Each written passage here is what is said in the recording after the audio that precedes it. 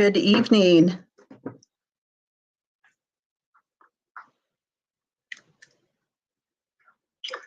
Good evening. I hope we have some people that are joining us live tonight.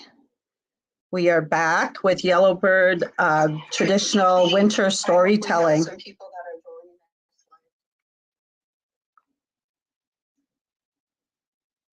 So we're just going to give everyone a couple of minutes to join us. And then we're going to get started.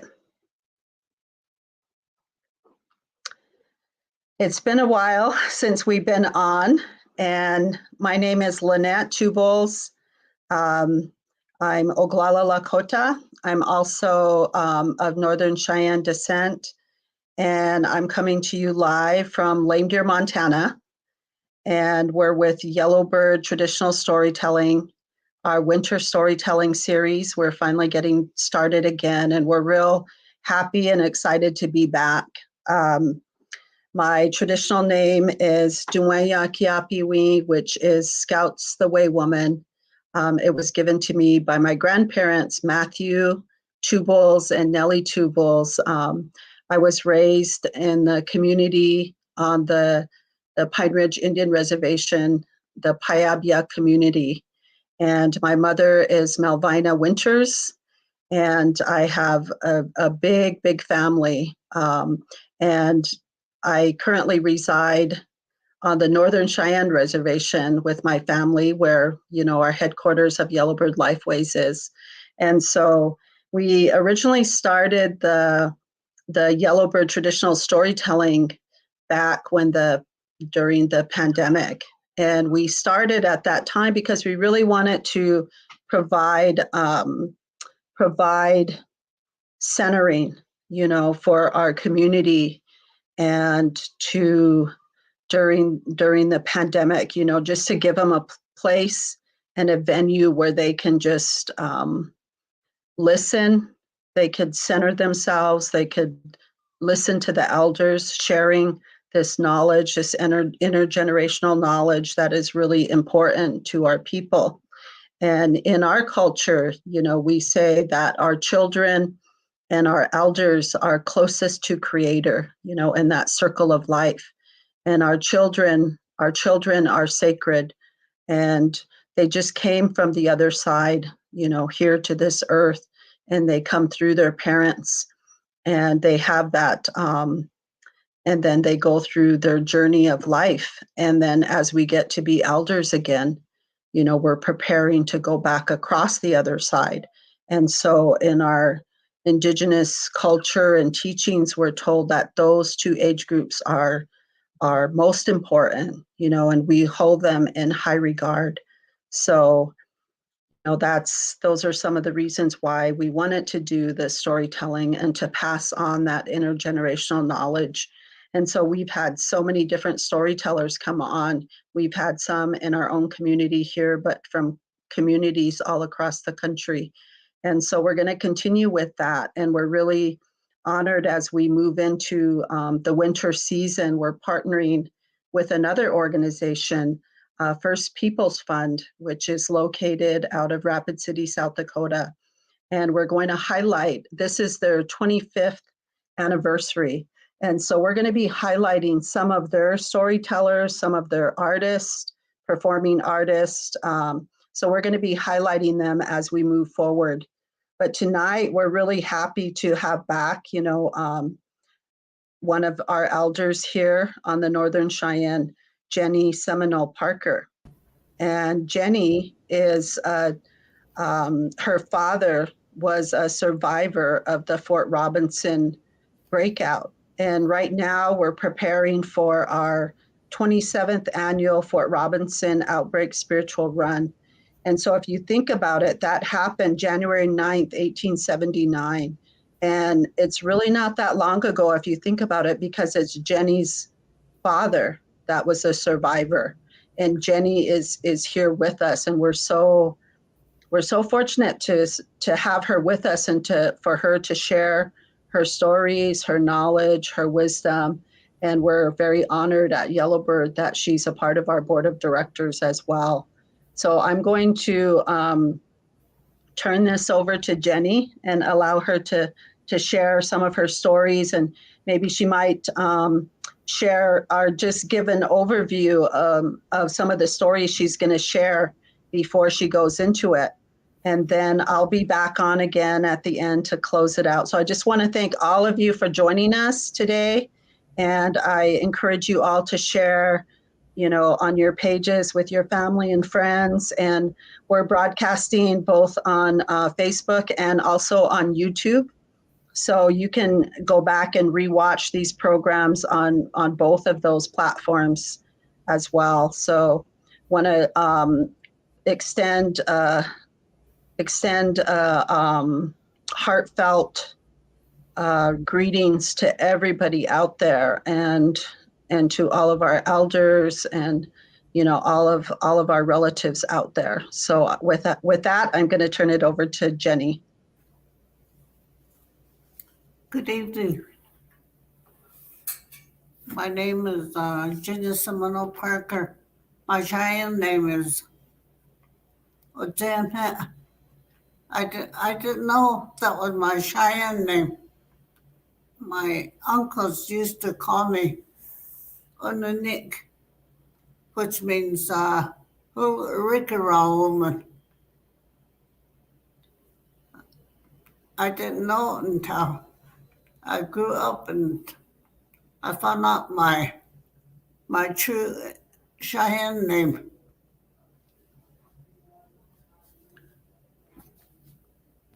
Storytelling is important. It tells how we live. And every storyteller has their own way of telling a story. Some of the stories belong to families. They're personal. When you read a book that's private reading, only you can see the words, and that printed stuff goes to your brain. Only you know what the story is about. It's not like storytelling.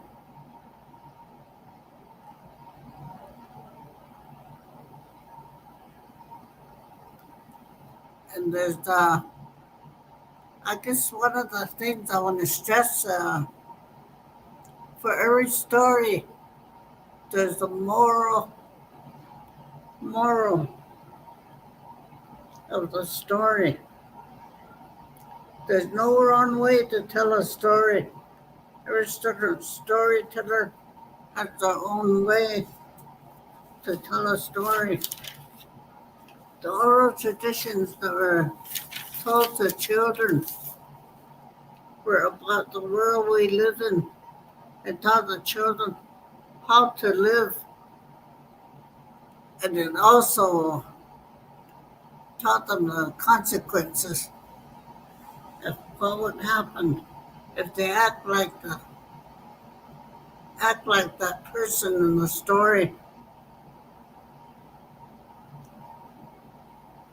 Storytelling was a means of transmitting and maintaining important knowledge of beliefs, tradition, and the ways of living that are valued by the tribes.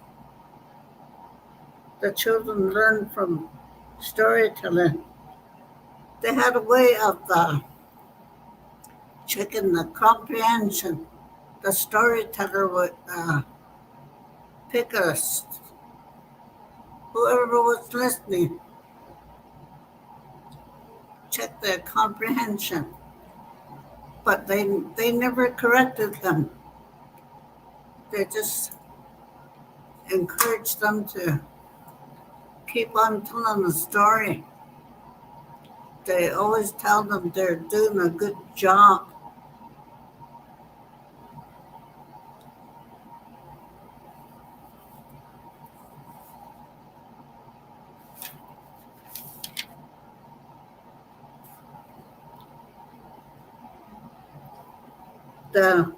The most importance of storytelling is of kinship and family obligations.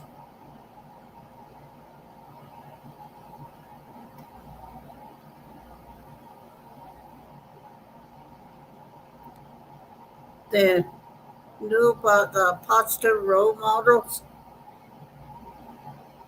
become aware of themselves, and offering of thanks through the ceremonies. The ceremonies were an important part of the knowing what's right and wrong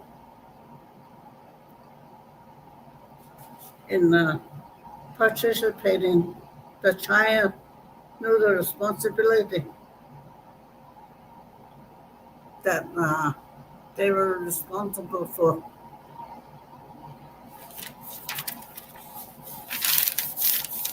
The first story I'm going to tell is about the beautiful bird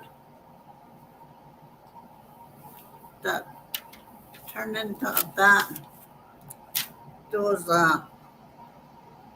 one beautiful bird had all the different colors, rainbow colors, and would fly around and make fun of the other birds. Say, look at me, I'm all different colors, and you're only one color. He would, they were getting tired of him. And this one day, he seen a big bird flying. So he flew up there to see what that bird was. And right away, he started telling that bird, boy, you got a big nose. Look at your big feet. And look at my beautiful colors. You're only one color, but you have some other colors on you. But you don't have the pretty colors that I have. And finally, that big bird got tired of listening to him. It grabbed him, and he flew down to some sand rocks, and he held him and pulled out his vocal cords. He said, that's for talking about everybody. And plucked his eyes out, told him, so you can't see the other birds. They let him go, and he became the bat.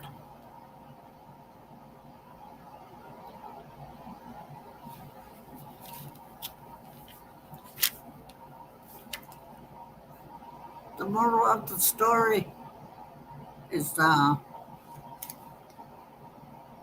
to make fun of other people, even if you have the most beautiful colors of whatever you have. You can't make fun of other people and say, look what I got. It's better than yours.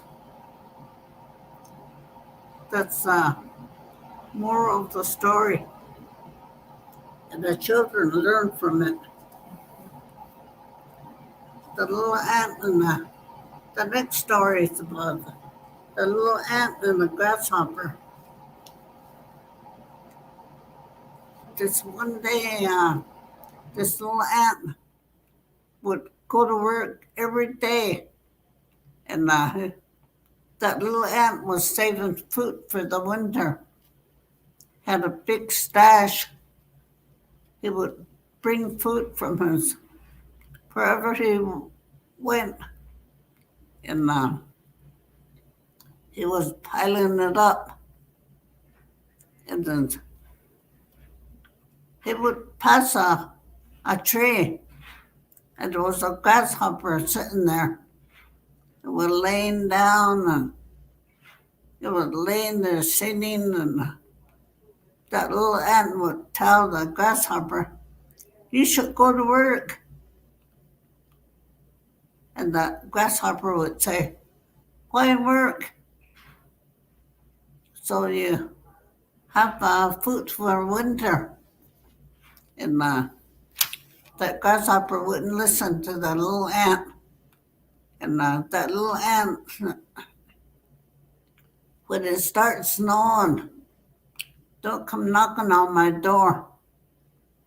And there was a lot of snow. That little ant heard somebody knocking. He said, that little ant was talking to himself. "I wonder who's knocking." So she went to the door and peeked out and opened the door. And that grasshopper was kind of half froze and said, "I need to warm up and I'm hungry." And that little ant told the grasshopper, "I told you to go to work, but you wouldn't listen. You were just being lazy, laying there." And in the springtime, that little ant told the grasshopper, "Well, time for me to go to work." And that grasshopper said, "Well, I'm going to go to work too." And he disappeared. And he never came back. And that little ant said, "Well, good riddance. I hope he's happy with whatever he's doing." And the moral of the story is don't be lazy. You have to work to get what you want or what you need.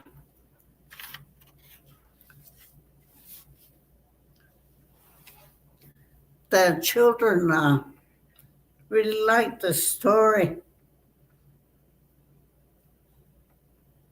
especially when I did the motions. The bear was walking along, and there was a coyote walking along, and they meet and they start arguing. And there's a little skunk sitting by a bush down further, and the little skunk was saying, "What are you two arguing about? You're arguing." And the bear said, "Coyote will not get off my road."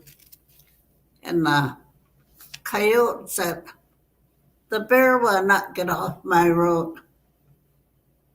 This is my road." And that little skunk came walking up real quietly, put up his tail, he sprayed the bear, and he sprayed the coyote, and the bear took off running back the way he came, and that coyote took off running the way he came, and that little skunk was standing there saying, "This road is mine now."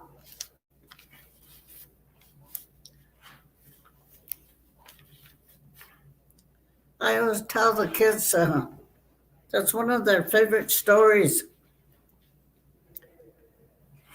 No matter how big you are, sometimes you can outdo other people, even if they're big as like the bear. and the coyote and the little tiny skunk.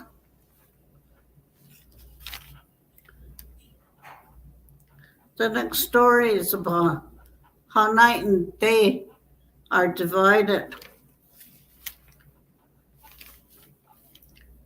The people used to stay under the ground, and the animals would stay with them. And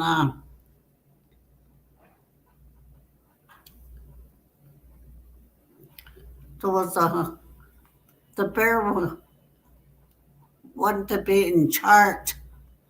The chief would tell the young men to go get some light, and finally this Mo started digging. He was really digging, and his was looking at the light, and it was too bright for him.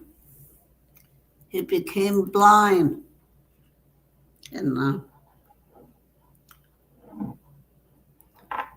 finally that little ground squirrel told the bear, "Hey bear, we need to decide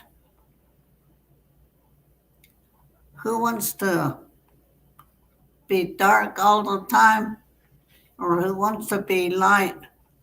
And that bear said, let's divide the people. Whoever wants it to be dark, get on that side. Whoever wants to be light, get on this side. And that little ground squirrel told the bear, "Look at that raccoon tail.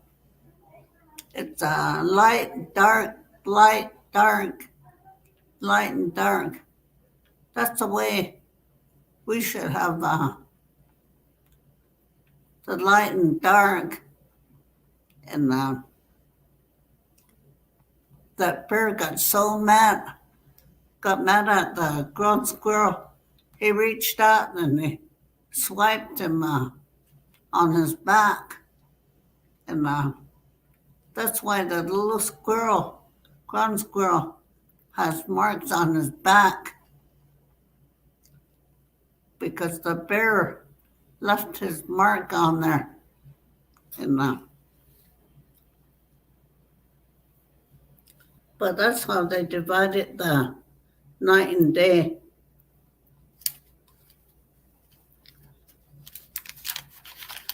This next story is about how the rabbit stole fire for the people. When the people were underground, they had no fire. The weasels had all the fire, and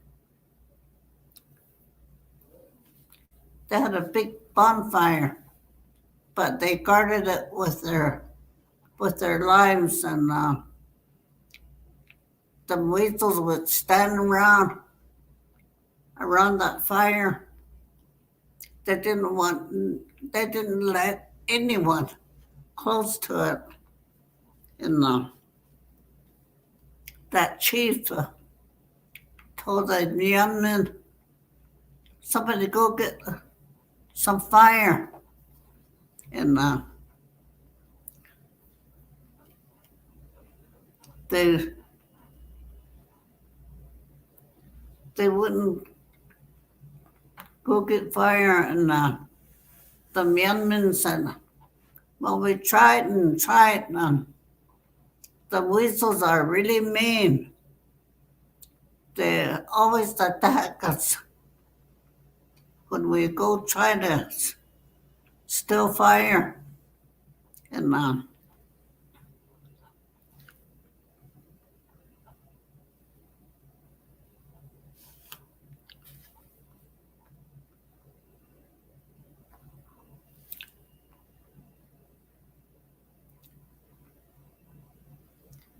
finally, they heard a little tiny voice saying, I can go get some light. And that chief said, who's talking? And those young men said, Grandmother Spider. Says, she wants to go get some light. And they were kind of laughing and joking about it. And that man said, we have to give everybody a chance. And she said, I'm going to need some help. And said, what do you need help for? Well, I have to make a pottery. A long time ago, the Cheyennes used to make pottery. And that Grandmother Spider made a little pot. And that chief asked her, how are you going to put the light in there? How are you going to cover it? And she said, I'm going to reach out and grab some light and put it in there. And then I'm going to put a spider web on it. And so you will get lost. How will you find your way back? And that's Grandmother Spider said, well, I'm going to hook on to here. And then when I go out, I'll leave my web and I can find my way back. So they let her go. She wouldn't go. She reached out and with her little tiny hands got some light in the pot and put a web on it. Then she took it back and as she got closer, that light started growing. It got bigger and bigger. And pretty soon she got it to where it was dark. It all lit up. And that chief said, well, Grandmother Spider brought light to us. And we have to reward her. So the chief told Grandmother Spider, I'm going to reward you. Your home will always symbolize the light. So if you look at a spider web, it's round in a circle, and it's shaped like sun rays. So that was her reward. And a long time ago, only the Cheyenne woman used to make pottery, but they would let it get dry in the dark. And that's what she did. So they were following her example. But that's how people got light. My last story is about the bluebird. There was a little gray bird. It was sitting on a tree. And we were looking at those, a beautiful lake. It would look at the water and say, I wish I was as pretty blue as that water. And it would go swimming around and get out. And sometimes it would sit there and sing. But before she went in the water, she always sang to the water. I wish I was as pretty blue as you, as the water. And this coyote came along. That coyote was really hungry and saw that little gray bird. That coyote thought to himself, well, there's my lunch. I'm going to catch that bird and eat it. And so that coyote was hiding. He was watching the little gray bird, and said, that little gray bird is up to something. Said, I wonder what he's doing. He couldn't hear him sing, but he saw him go into the water and swim around. And on the fourth day, when that little bird was singing, went in to take a swim, came out, and it was just as pretty blue as that water. And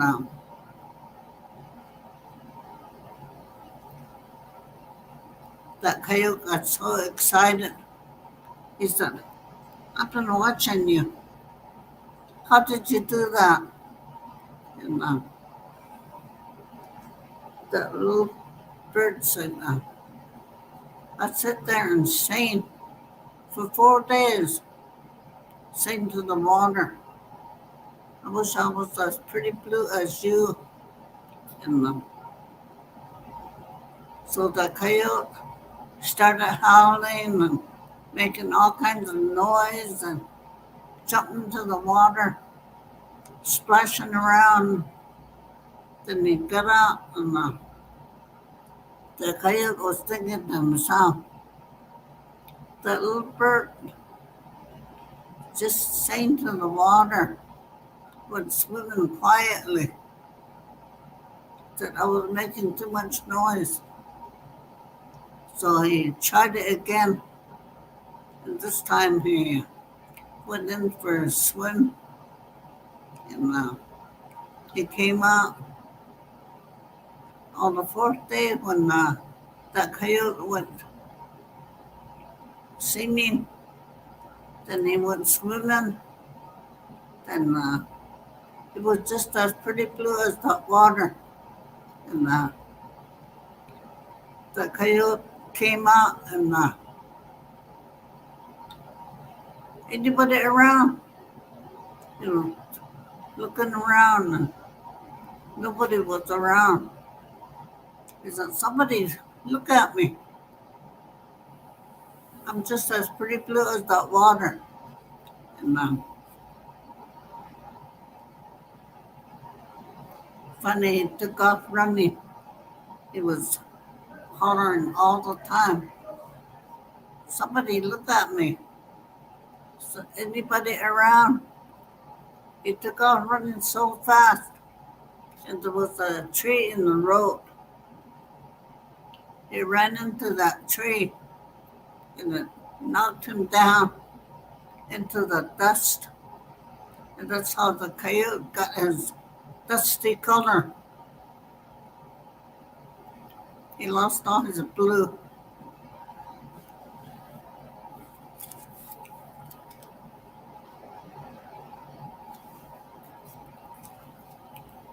Thank you. I'm gonna stop now.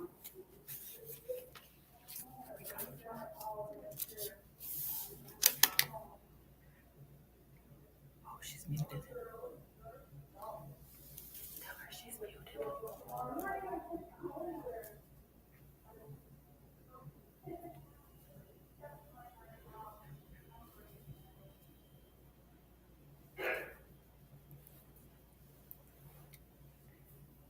You're muted.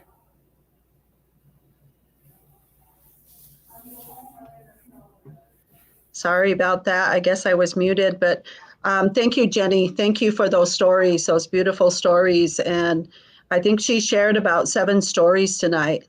quite a few stories. And the one about the bluebird, that's one of my favorite stories. My daughter, Nellie, her traditional name is Bluebird Woman. And she carries my grandmother, Nellie Tubles, her traditional name was Bluebird Woman, Zintkala Towi. That's how we say it in Lakota. And so that's one of my favorite stories. But all of the stories that Jennie shared tonight, they all have a message and a meaning. And these stories, they connect the past to the present. They're not just stories of a long time ago. These are stories that are still relevant today.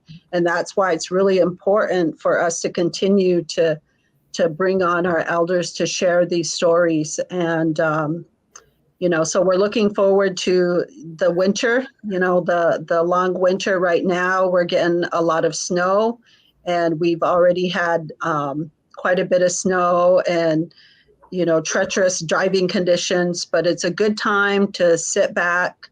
Wintertime is a good time to just be indoors and to bead and sew and listen to our elders and to share with one another and be with one another. And so, we just want to thank Jennie tonight for sharing all those stories. And she's coming to us, she's not only just sharing with us, live right now, but she's also sharing with some of the other people at the Heritage Living Center, some of the other elders right there. So she's sharing with some other people as well. So we want to say hello to all the elders there and thank Jennie again tonight, and want to welcome you back again next week, next Wednesday. So we'll be doing our stories every Wednesday night at 6:30 p.m. Mountain Time. So we hope you all join us, and you can certainly share this live feed, and you can come back onto Yellowbird or on YouTube. All of these will be saved on YouTube as well. So you can come back and listen to them again. And so with that, I think we're going to close out tonight, and just want to thank all of you for joining us and coming back again. And we'll see you all next week again here live. Have a beautiful evening. We'll see you next week.